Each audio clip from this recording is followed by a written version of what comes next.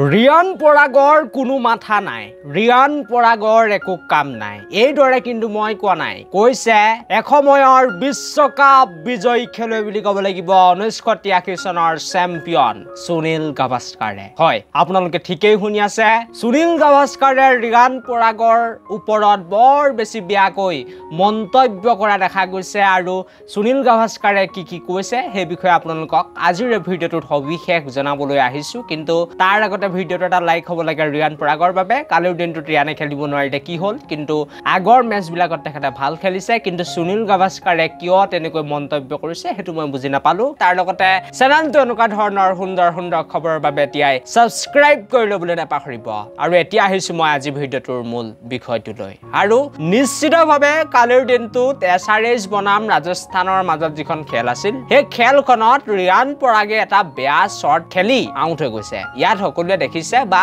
এইটো এটা সঁচা কথা বুলি ক'ব লাগিব সত্য ঘটনা বুলি ক'ব লাগিব যে ৰিয়ান পৰাগে এটা বেয়া শ্বট খেলি আউট হৈ গৈছে কিন্তু সুনীল গাভাস্কাৰে কি অদ্ভুত মন্তব্য সঁচাকৈ কৰিছে সুনীল গাভাস্কাৰে ক'ব বিচাৰিছে যে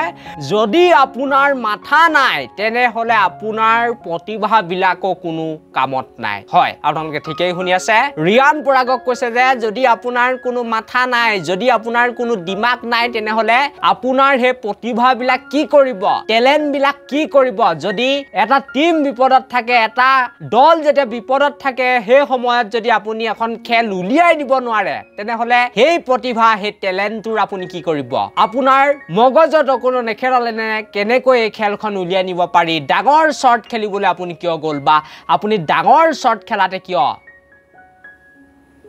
আপুনি ডাঙৰ শ্বট খেলাতে কিয় ধান্দা মাৰিলে এনেকৈ সুনীল গাভাস্কাৰে প্ৰথমতে ৰিয়ান পৰাগক মন্তব্য কৰা দেখা গৈছে তাৰ পাছতেই সুনীল গাভাস্কাৰে কৈছে যে এজন খেলুৱৈ হিচাপে এগৰাকী প্ৰতিভা সম্পন্ন খেলুৱৈ হিচাপে এখন মেচ কেনেকৈ উলিয়াই নিব লাগে সেই বস্তুটো হয়তো ৰিয়ান পৰাগক বা বেলেগ অন্য উঠি অহা ভাৰতৰ খেলুৱৈসকলে গম পোৱা নাই তাৰ লগতে আৰু এটা কথা সুনীল গাভাস্কাৰে উল্লেখ কৰিছে যে যদি ৰিয়ান পৰাগে অলপ সময় ৰখিল হয় ফিল্ডত যদি অলপ ডট বল তেখেতে খেলিল হয় কিন্তু তথাপিও সেই খেলখনত ৰাজস্থানৰ দলটিক ৰিয়ানে জয়লাভ কৰাব পাৰিলে হয় কিন্তু ৰিয়ান পৰাগে যেটো শ্বট খেলিছে সেই শ্বটটোৰ বাবে মই একেবাৰে সন্তুষ্ট নহয় বুলি কৈছে ৰিয়ান পৰাগৰ যেটো প্ৰতিভা সেই প্ৰতিভাটো চাই বা যেটো টেলেন্ট হয় সেই টেলেন্টটো চাই সেই শ্বটটো একেবাৰে বেয়া বুলি মন্তব্য কৰিছে সুনীল গাভাস্কাৰে বাকি যি কি নহওক এটো আছিল আজি ভিডিঅ'টো thank you for watching this video